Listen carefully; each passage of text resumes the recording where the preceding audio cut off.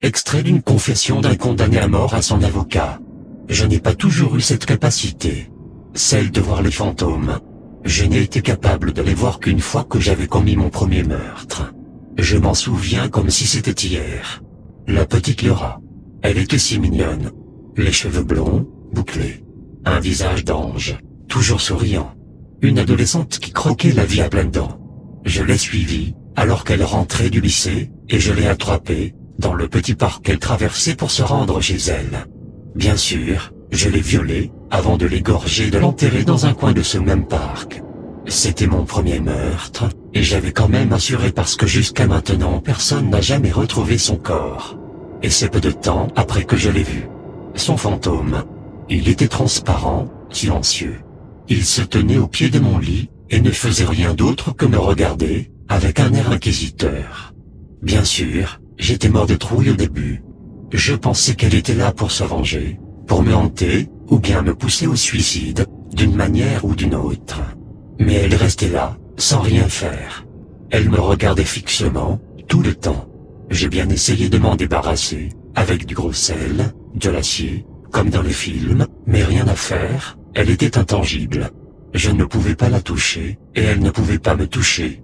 Finalement, ce n'était qu'un fardeau qui me suivait. Peut-être espérait-elle que j'ai des remords, qu'elle me ferait avoir des cas de conscience. Mais, malheureusement pour elle, je n'en avais aucune, de conscience.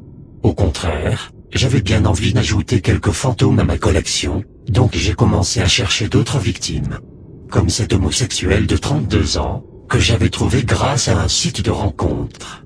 Après l'avoir attiré à l'écart dans une ruelle, je l'ai éventré, et laissé pourrir là. C'était ma première victime connue, celle qui a lancé ma légende. Celle du tueur de minuit, car j'avais l'habitude de tuer mes victimes, pile à cette heure-là.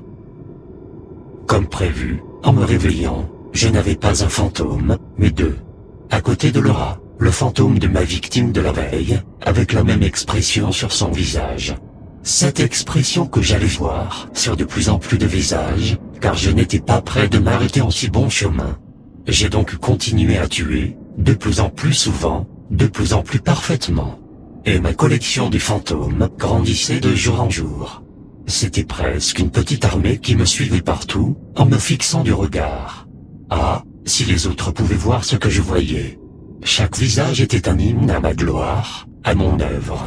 Chaque visage me rappelait le soir où je l'ai assassiné. Je vivais les plus beaux jours de ma courte vie. Mais un événement a tout fait basculer. Quelqu'un avait eu la bonne idée d'imiter mon modus operandi, et de tuer des gens de la même manière que moi. Mais ces victimes, il ne les choisissait pas au hasard, car ils suivaient mes pas. Il tuait alors les personnes de la même famille que mes victimes. Leur oncle, leur père, leur mère, leur sœur. Jusqu'à ce que je le retrouve. Il avait tout d'un fan inconditionnel. Il m'a même demandé un autographe, que je lui ai bien sûr signé, avec son propre sang. Mais ce qui est intéressant, ce n'est pas ce copieur minable, mais ce qui s'est passé après. Au matin, son fantôme avait bien rejoint les autres, mais cette fois, cela ne me regardait plus. Ils étaient bien trop occupés avec le nouvel arrivant. Ils le torturaient. D'une façon ignoble. Même moi, qui étais habitué à voir ce genre de choses, je ne pouvais pas m'empêcher de détourner les yeux de ce spectacle barbare. J'ai même eu de la pitié pour ce minable, c'est peu dire. Puis, j'ai enfin compris. J'ai compris pourquoi ils me suivaient. Pourquoi ils ne disaient rien. Ils attendaient que mon heure soit venue. Que je rejoigne enfin le royaume des esprits, pour qu'ils aient enfin leur vengeance. Comme pour ce copieur minable, ils avaient de grands projets pour moi, et pour cela, il ne leur fallait qu'attendre ce moment. Et, en leur qualité de fantôme, attendre, c'est ce qu'ils savaient faire de mieux. Bien sûr, j'ai essayé de m'excuser, j'ai pleuré, j'ai imploré. Mais rien n'a changé. Il restait de marbre, et rien que je fasse ne pouvait changer mon destin. Au bout d'un certain temps, je m'y suis résigné. À quoi bon? Maintenant que la police m'a attrapé, et que je vais bientôt passer sur la chaise électrique, j'ai peur. J'ai vraiment peur, car je suis le seul homme sur Terre qui sait ce qui l'attend après sa mort. Une éternité de torture, infligée par les fantômes de ses victimes. Et ça, elles le savent bien, car je les vois en ce moment même, alors que je vous raconte mon histoire. Ce n'est plus cette expression qui m'accueillait chaque matin. Non, maintenant, pour la première fois, je les vois sourire.